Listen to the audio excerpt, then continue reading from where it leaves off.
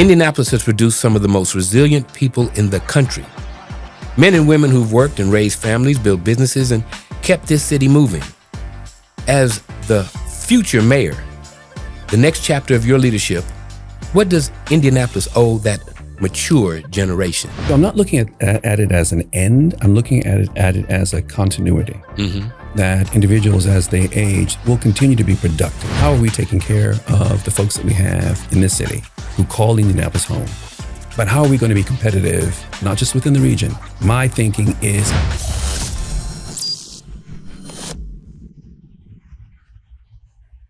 Ladies and gentlemen, we want to thank you all for tuning in the inaugural edition of the Second Half podcast.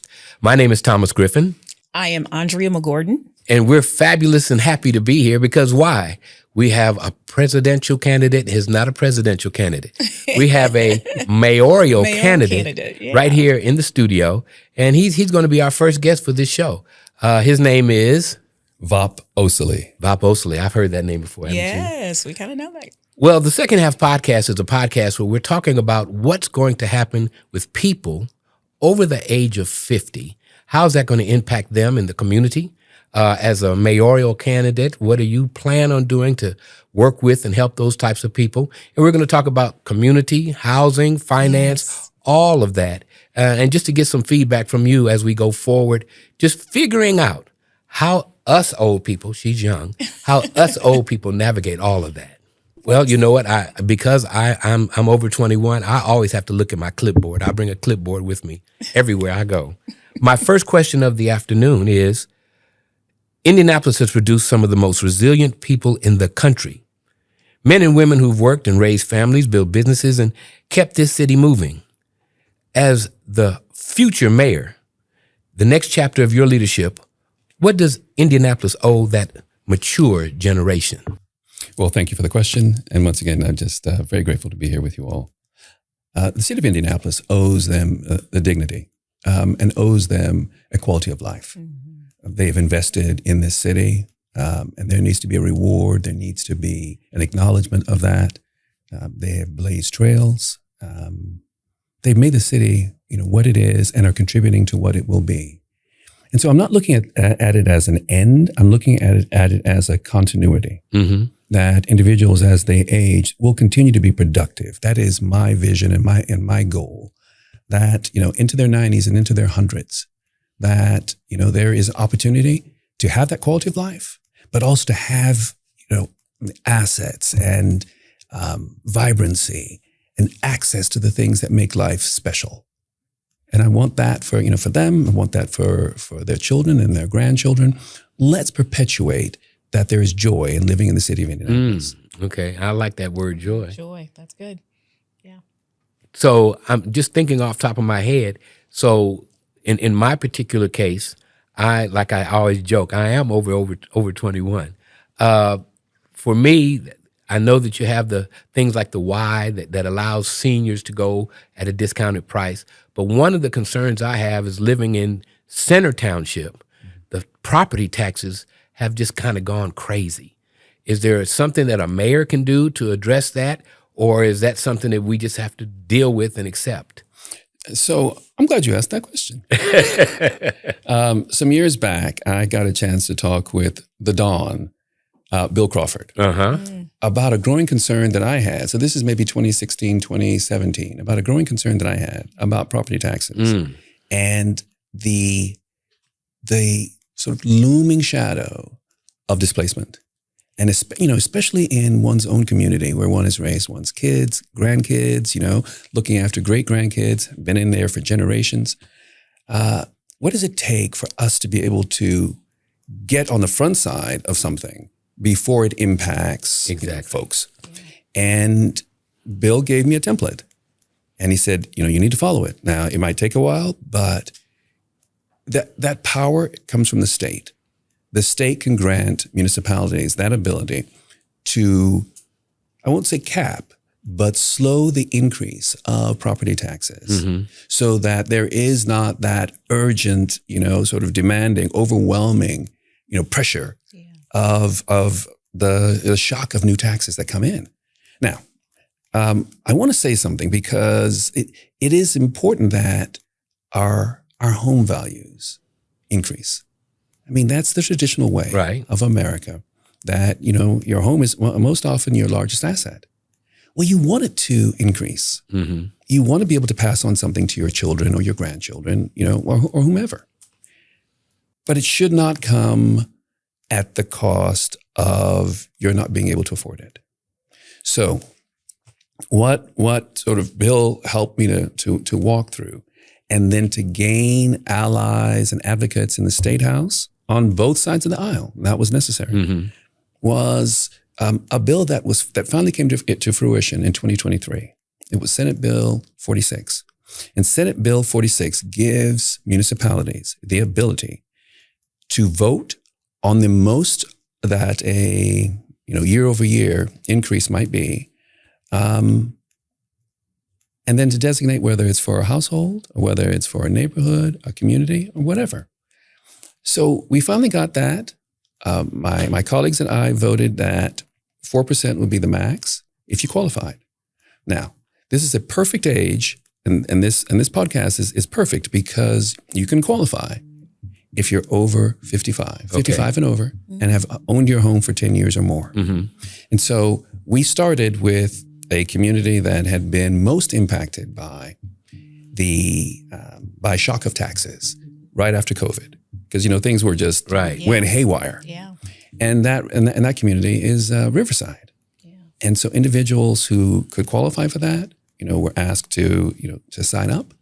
And we've got, a few hundred households that now have and have qualified for a max of 4% increase. And Riverside is an amazing area, and that was heating up incredibly because, as you know, it's probably the only neighborhood that we have in the city that has 3 bodies of water that run through it. That's a stone's throw from the universities, from the hospitals, from the heart of downtown. Right. I mean, it's an unbelievably desirable area. Now we are expanding it into 10 other neighborhoods. Now that pilot has shown that the city can absorb it in terms of the impact on the budget, we're going to expand it into other neighborhoods that are also showing that same heating up, that we want to make sure longtime residents have the ability to stay in their homes. Now, if they want to sell, they can sell. Right. But they shouldn't have to sell. It shouldn't be that I have to sell because I can't afford it. So it should be I want to sell because I want to make some, I want to make other choices. So that's more or less a base or a foundation that you're starting off with. Yes. And you're hoping to expand that to the entire city is what it sounds like. Yes. Correct me if I'm wrong. The next phase is 10 other communities, and then beyond that to the entire county. Okay. So by the grace of God, if I do become mayor, in that first term, by then we should be able to expand it to the entire county. Okay. Yeah, that is my goal. Yeah, I mean, that speaks to affordability. And yes. I like that you brought up being able to age in place is a big concern for those over the age of 50. And so are there any other initiatives that you're looking at to kind of protect homeowners outside of this plan? Well, thank you for asking that question too. Yes. Last year, I worked really hard to put additional funding, an additional $2 million in homeowner repair, because it's one thing to have your home and to be able to, not worry about the property taxes, but what about the condition of the home and the safety of the home and the longevity of the home? And so that goes along with what is needed in order to maintain your home. Windows, roofs, you name it. HVAC, so, heating and, air conditioning and those sorts of things. And so we have more funding, and I've gone to philanthropy to ask them to double the amount that we currently have allocated. I want this to be a large enough pot that we can impact homes across the county. That's my goal, that there be resources available, to do that. And as we go into the next steps, and sort of in the next phases in the coming years, it is, for me, it is us looking at the resources that we all have, and whether that's in city government, and whether that's in philanthropy, or whether that is in our private, corporations. How are we looking at doing this work in collaboration? Yeah. That this not just be a responsibility of city government, that this is a responsibility of our community. and those who have access to resources, let's see how we pool those resources and then best allocate those. We have to do this together. We live in the city. We do a lot of things together in this city. We're all in this, and I'm counting on that collaboration, that connectivity, and working collectively, and with our, as I said, philanthropies, Right. our faith institutions, that we're all part of this. And maybe we'll come back to that, but we have resources. Yeah. I mean, it's not that we don't have the resources; it's that we're not working together, to put them into operation, in a joint and collective manner. Did you have a question? No, you go right ahead. Well, I was just thinking about something. When I turned 57, I got downsized in my job. And so at that point, I had what I considered no appreciable skills to get back into the workforce. And so I'm stressed out. And so there was a period of time that when my furnace went out, I was torn up because I don't have a job right now. My furnace has gone out. And luckily, I was able to get involved with a program that allowed me to get my furnace repaired. And so I guess, are there resources that you said we do have money that would help people 55 and over that would maybe be able to fix those types of things, Yes. home repairs and all that The kind answer of to that stuff? is yes. Yeah. And so not only does the city have resources, there are other organizations out in our community, not-for-profits that are doing that. Our near-term goal is that we are combining those resources, and so that we are hitting a wider swath of individuals, and then we can have sort of a one-stop that I need assistance. Yes. This is where I live, and this is what my need is. So it's easier on our constituents when they are in need of some kind of repair. Yes. Yeah. I think you bring up a great point, because I think a lot of times there are resources out there, but oftentimes people don't know about them. That's it. So to have a central location where resources can be identified and taken advantage of would be really powerful. It makes it so much easier for our residents to be able to access, whatever those resources are. Yeah. And that's part, I think, of what makes for good government. Let's figure out how to continue to fine-tune things that make it easier for all of us. And whether you're 55 or 85 or 105, Well, because if you're raising kids, you want your kids to have access to the resources because you have to help them. Then it pulls on your resources to support them. So if they can, tap into other things, that's good. It is. And I think it will make our city have this sense of, this is our city. That's right. We're all in this together. Yeah. And I think that also goes towards, that joy that I spoke about. Well, as mayor, I know that you cannot create specific jobs for baby boomers, but once you get to a certain age, you stop and think, what jobs are available for folks in my age group, in my demographic? Because again, like I told you in my personal story, I was really stressed out trying to find employment. Is there anything that you think can be done to help people in situations similar to the one that I was in? It goes back once again to collaboration. Some years ago, I got an opportunity to work with Employee Indy. I'd gotten a $1.5 million grant from the city for job training, specifically targeted to individuals who live, let's just say, within a 2-mile radius of our downtown, right? Where we've got neighborhoods like Riverside, like the old Unwhy area, like Martindale Brightwood, even like Garfield Park. Employee Indy has been a phenomenal partner over the years, in this. By the way, that project was called Powertrain Indy. Employee Indy has been a really great partner in this work, but I think we need to be looking at how does the city and Employee Indy and other entities that are out there like that, how do we form this?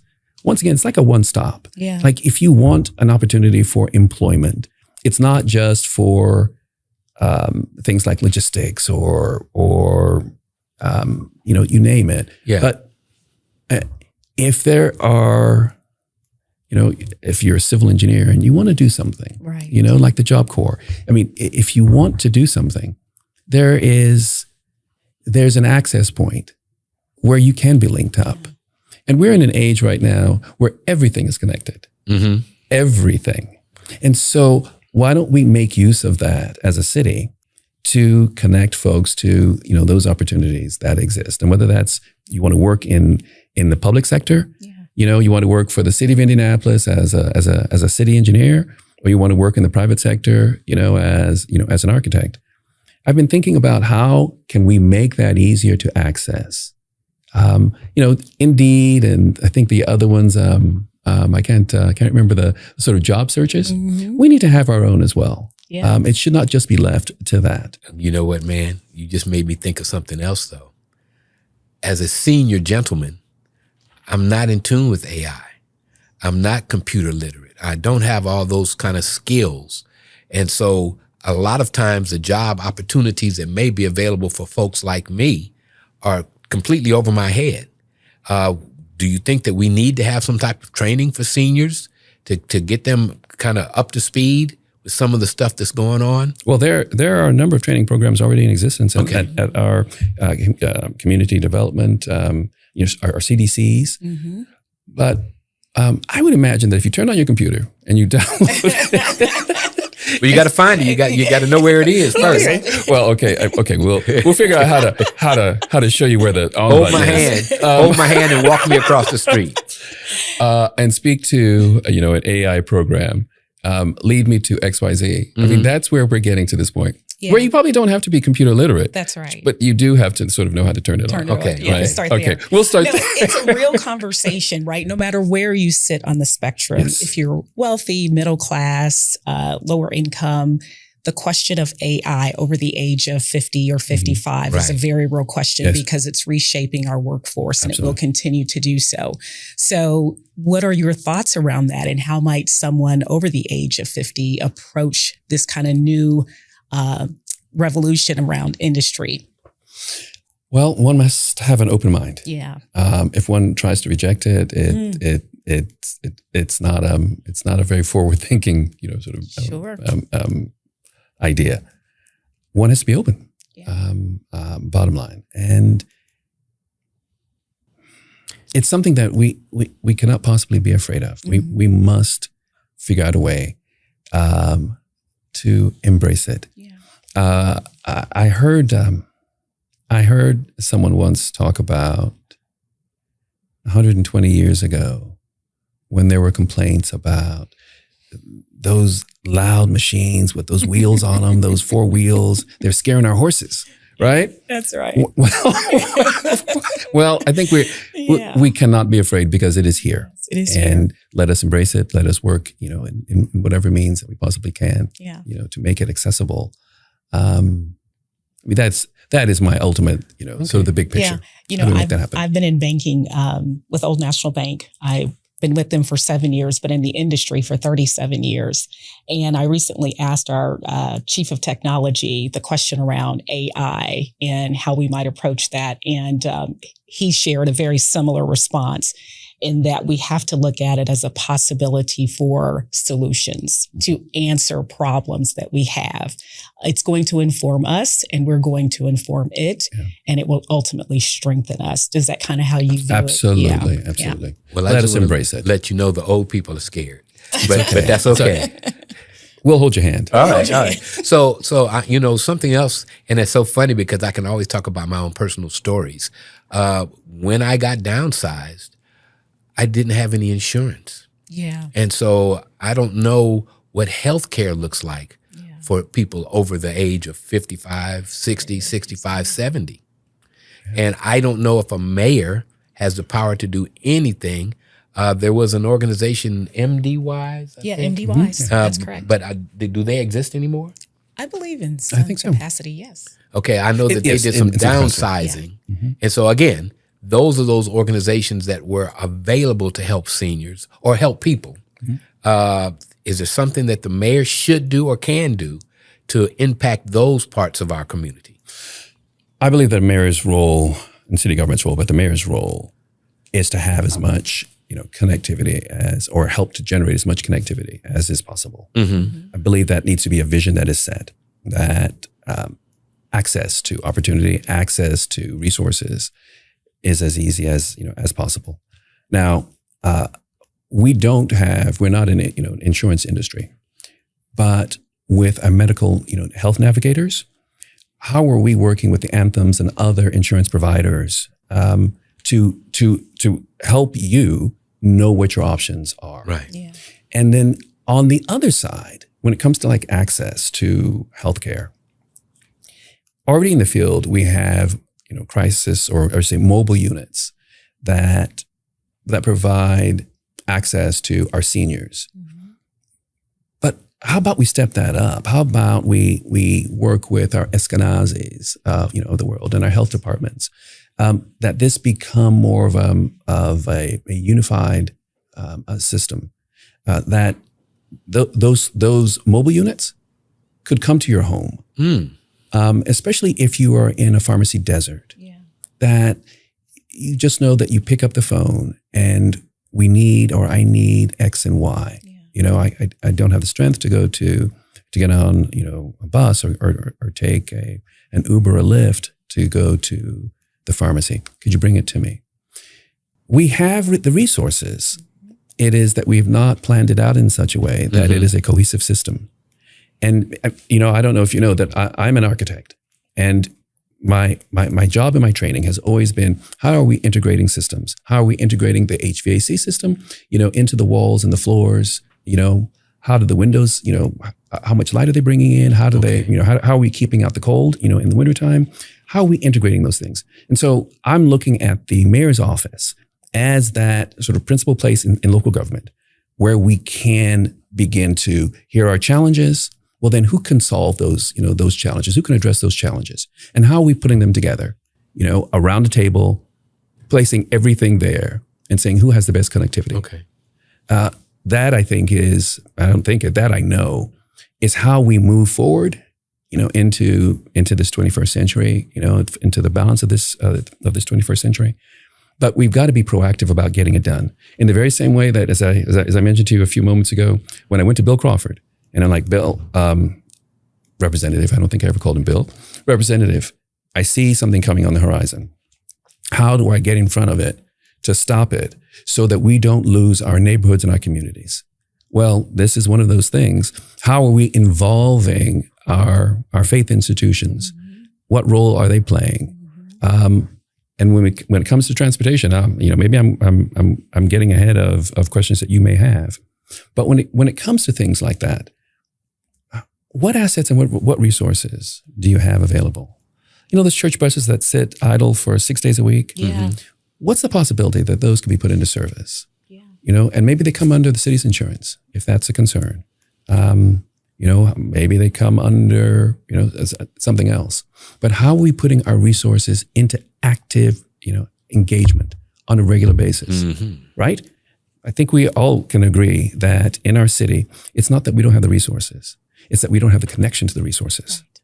And how then do we coordinate those things? Let's identify what we have. It's kind of like, if one ever reads, the book of Acts, I don't know if it's the second or the third chapter, where it talks about the first century, disciples and apostles. Yeah. They put it all on the table and distributed it as each had need. Yes. That's how I'm looking at, at it in a more,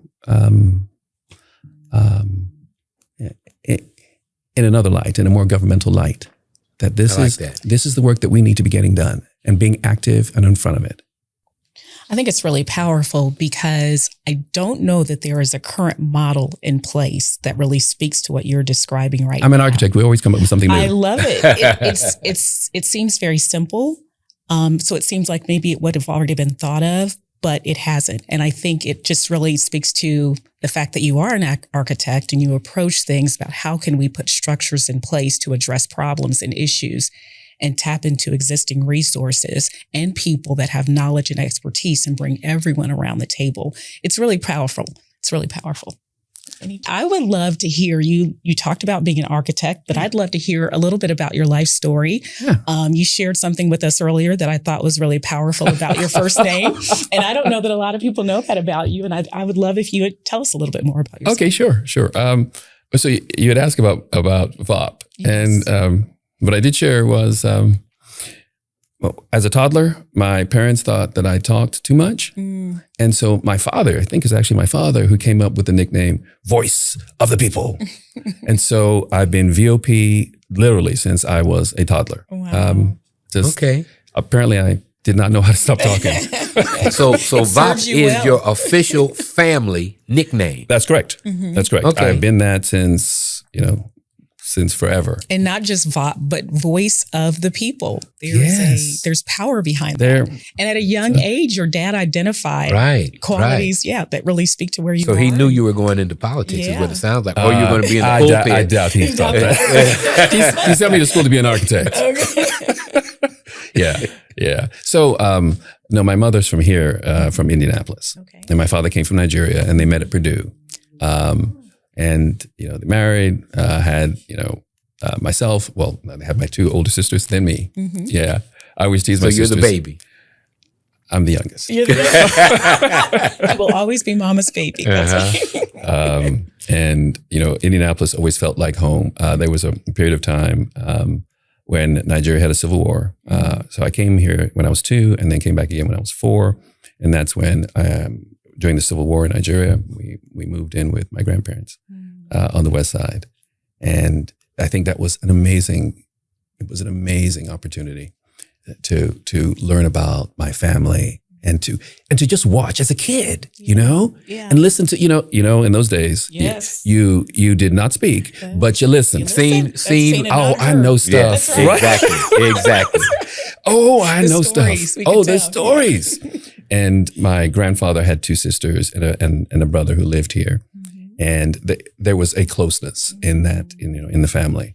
And every Sunday, the family was always together, usually at grandma and grandpa's house, which made it, incredibly special. Yeah. I love that. But I love the city. And when I left school, it was like, I'm going home. I'm going back to Indianapolis. Wonderful. So there was no question. So you've done school in the States and in Africa? So I started school here, IPS. I was school 26. Okay. And then I ended up finishing high school in Nigeria and then coming back here to go to college. And then after college, I came to Indianapolis, came back home and worked for an amazing Black architect by the name of Walter Scott Blackburn. I've heard of him. You might have. Yeah. And his wife, Alpha, who amazing mentors for me, who taught me about architecture. He really taught me about architecture and how you actually build something. Well, we're getting close to the end, but I do have a question now. So from your perspective, you have kind of an international perspective. How will that meld into your vision as a mayor? So not only have I've lived overseas, but I've also worked overseas and, helped to establish an office overseas. And it will be how not only how are we taking care of the folks that we have in this city who call Indianapolis home, but how are we going to be competitive, not just within the region, but how are we going to be competitive globally? My thinking is I want someone who is halfway around the world to know of Indianapolis and think that place is on the move. I can go there. I can establish a business. I can hire, a gazillion people. Yes. We can inject, energy into the city of Indianapolis. I want us to be known as a global city, but we're going to take care of home. Yeah. We're going into every community. It is important that every community also have its own economic engine, that one doesn't have to get on a bus and go out of the county to get work, that our city can suffice and take care of itself. And then as we start building up our small businesses, I've had a small business, an architecture business. I know the challenges that go alongside of that. How do we mitigate those? But how do we generate more of that? There has got to be those engines, as I said, those economic engines in as many communities. I would like to say every community that we have in our city. All right. Thank you for joining us for our inaugural Second Half podcast. Great to have you with us. What vision do you have for those over the age of 50 who are our target audience for this particular podcast? My vision for those who are over 50 is that the second half of their life is going to be the better half of their life. I want that. I want the quality of life, to be spectacular. I think about my grandfather, and although there was no money, they didn't have money, but one thing that they did have was pride, and they actually had joy. Mm. And, last memory of my grandfather was him sweeping up in front of our house. This is on the morning that he passed away. And it wasn't out of anybody watching. It was because he had pride in that house and he wanted it sparkling. I want all of our residents, all of our homeowners to have that same sense of pride. Yeah. Well, I think that does it. Yeah, thank you so much. Oh, thank you. This has been fun. Yeah. And you know what? Again, we would love to do this again because you're our inaugural guest. That's right. We'll probably have to sneak you back in another time. Let's do that. All right. Okay. Thank you. The Second Half Podcast, powered by NO Power, Lim Studios, and the Indianapolis Recorder.